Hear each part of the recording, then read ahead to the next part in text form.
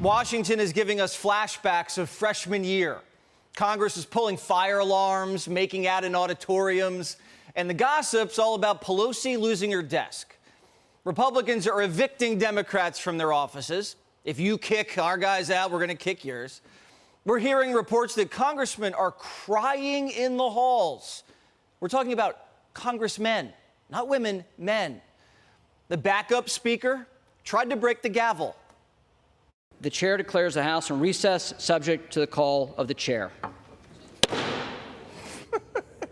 They're never mad when things happen to us. They only get mad when things happen to them. So the temporary House Speaker wears a bow tie and is shorter than Gutfeld. And AOC is mad because she's missing recess. We were supposed to be in recess this week. It was Kevin McCarthy that decided to take us out of recess, the House out of recess, and right back into work. I'm supposed to be in New York. I was supposed to be in community this week. We're supposed to be with folks that were affected by flooding, but Kevin McCarthy decided we're going to be back in the House this week. To do what? I don't even know. AOC's whining she has to work after she had 6 weeks off. But they say distance makes the heart grow fonder. Look at Omar here, checking out Gates in the chamber. Easy, Congresswoman, he's not your brother. It's true. Women do like the bad boy. Speaking of the bad boy, Republicans are floating Trump as speaker now. A lot of people have been calling me about speaker. All I can say is we'll do whatever's best for the country and for the Republican Party. Would you take the job? A lot of people have asked me about it. I'm focused. You know, we're leading. I don't know you. I'm sure you don't read too much in the papers, but we're leading by like 50 points for president. You know, my focus is totally on that. If I can help them during the process, I would do it. Trump can't babysit Washington. I mean, he's going to be stuck in court all year. I'm here, stuck here, and I can't campaign. I'd rather be right now in Iowa. I'd rather be in New Hampshire, or South Carolina, or Ohio, or a lot of other places, but I'm stuck here because I have a corrupt attorney general that communicates with the DOJ in Washington to keep me nice and busy because I'm leading Biden in the polls by a lot. Mr. Trump, why did you watch this is election interference. Here's the Trump courtroom strategy. Since there's no cameras inside, he's going to spin the case each day from outside the steps. The media will take him live while he holds court and rages against injustice and nails Biden's hide to the wall.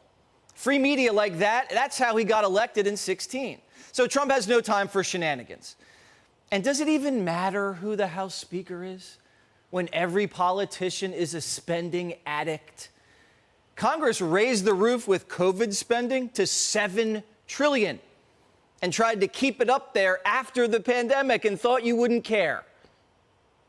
We are sitting atop a $33 trillion debt, and we are about to run $2.2 trillion annual deficits. We are about to see rates skyrocket at a time when most American families are spending $700 more per month to get the same household goods and services. So I worry about financial ruin. I worry about de-dollarization and potentially losing the dollar as the global reserve currency, more than I worry about whether or not some of my fellow Republicans have to go do a little hand-wringing and bedwetting over Kevin McCarthy. Donors aren't giving politicians money for favors. They want cash back. And the politicians pay them back in pork right before Christmas Eve in one big old 50,000-page bill you can't read. But Primetime just read what the politicians want stuffed inside. Are you ready?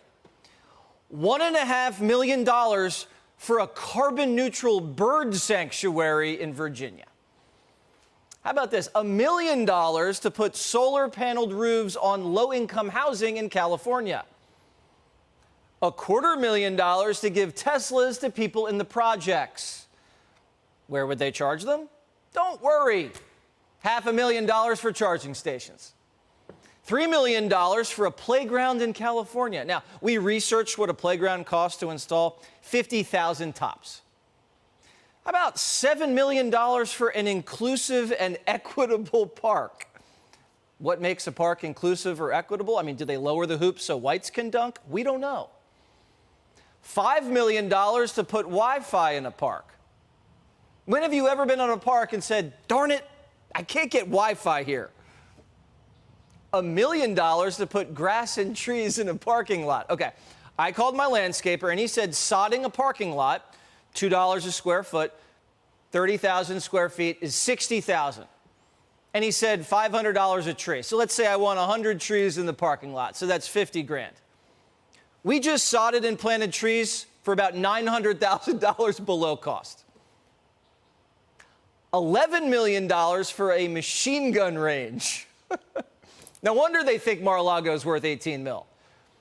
And Nancy Pelosi asked for a $5 million elevator at a train station. How many stories is this train station? 100? Then there's AOC. AOC wants $500,000 to remodel a bathroom and a library. I didn't even know AOC's constituents used libraries.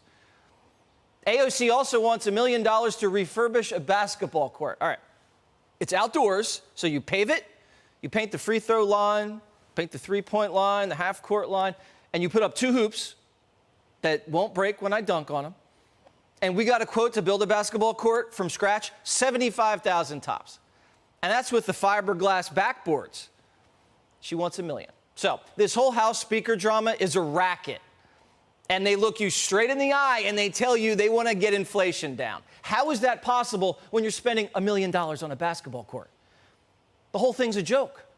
They're robbing us, paying back their donors, and pretending they're at work. I get it now. Keeping the government open is destroying the dollar. Primetime says vote them all out. Hey, Sean Hannity here. Hey, click here to subscribe to Fox News YouTube page and catch our hottest interviews and most compelling analysis. You will not get it anywhere else.